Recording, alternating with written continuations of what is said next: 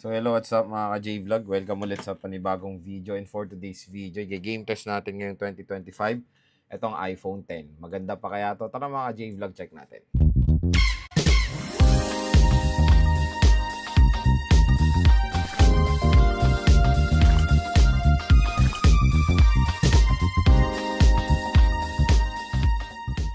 Si iPhone X ay powered ng Apple A11 Bionic chip at hanggang iOS 16 siya.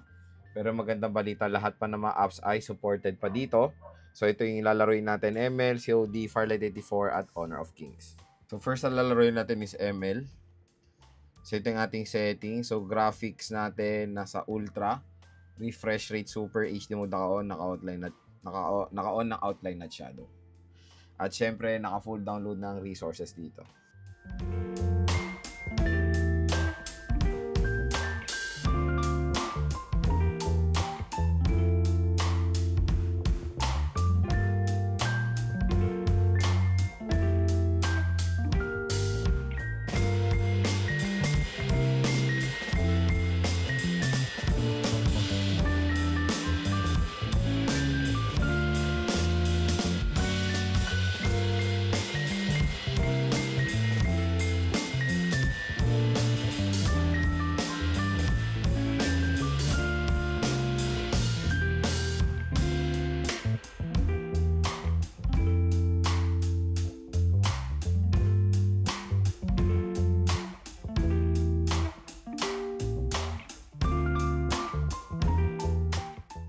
So pagdating sa ML, okay rin ang performance dyan ni iPhone X hanggang ngayong 2024. Napaka-solid pa rin ng smartphone na to, mga ka-J-Vlog. Kayang-kaya pa rin i-handle sa mataas sa settings ang ML. Biruin nyo, itong smartphone na to ay magwa 8 taon na, pero still ang performance sa ML ay napaka-smooth pa rin ngayong 2025. So next naman is Honor of Kings. So set natin yung settings niya. So hindi siya available sa Ultra at high resolution. So standard lang ang gagawin natin at FPS high.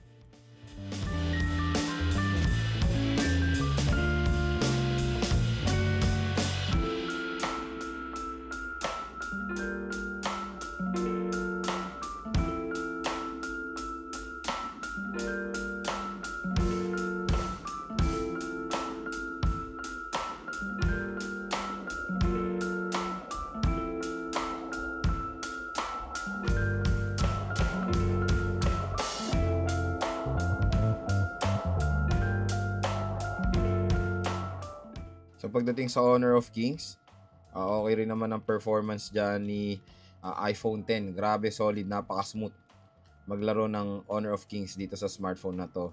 Grabe, solid. 8 years na si iPhone X, pero ganito pa rin performance na napakaganda pa rin. So next naman is Firelight 84. So settings niya, ayan. So yan, graphics ultra tayo.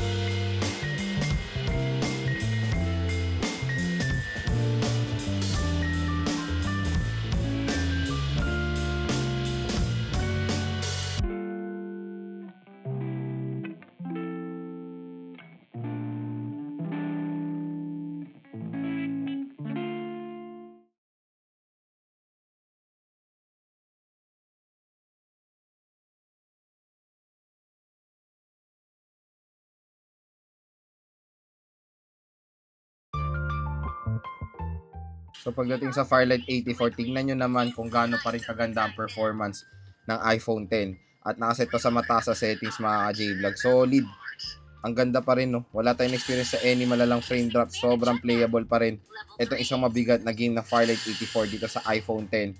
Ito malupit ha. Wala na tong update. Pero tingnan nyo naman, ang ganda ng performance niya sa Firelight 84 sa mataas sa settings. So next naman is COD. Ito yung settings natin sa Battle Royale and Multiplayer. So very high SD siya, applicable sa frame rate na max. So pantay na lang. Graphics very high, frame rate very high.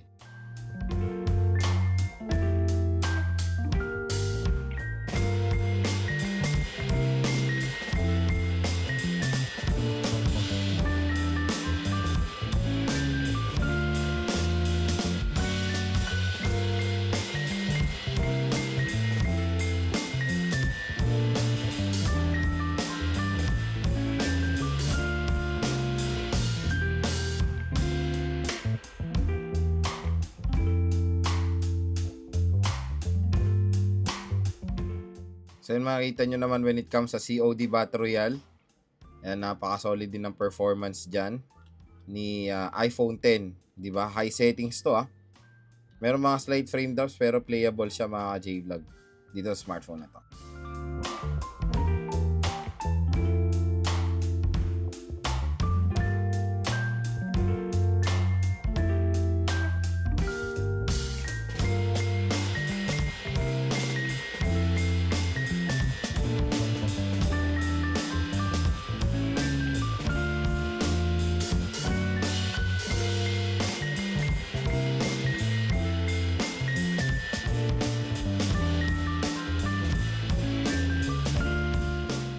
So, pagdating sa COD multiplayer, napaka-solid din, no? Smooth pa rin siya so far dito sa iPhone X. 8 years na tong smartphone na to, pero ganito pa rin kaganda performance niya sa COD. Mga ka-J-Vlog, ang ating game test dito sa iPhone X ngayon 2025. So, kung makikita nyo naman, napaka-solid pa rin itong smartphone na to hanggang ngayon. At ito ang iPhone X na to ay nabili natin kay Ate Mayet sa CMB Gadgets. Kaya kung naghahanap kayo ng mga legit iPhones, ayan, patunay na yung mga gine-game test natin. Doon na tayo kay Ate Mayet sa CMB Gadgets, mga ka-J-Vlog. At as long as yung battery, itong battery ng iPhone X natin, 80% battery health.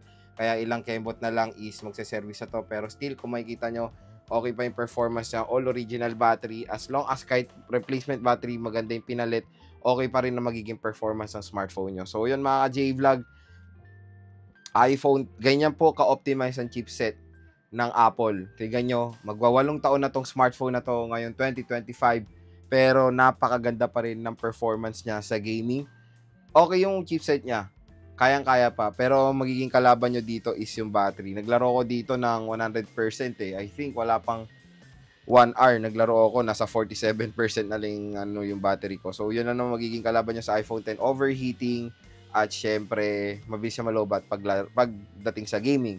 Pero casual thing, syempre, maganda pa rin gamitin ng iPhone X. So, ito yung nagpapatunay na kahit luma na yung iPhone, as long as meron pa rin support sa mga application, ay very usable pa rin sila. Pwede pa rin silang magamit.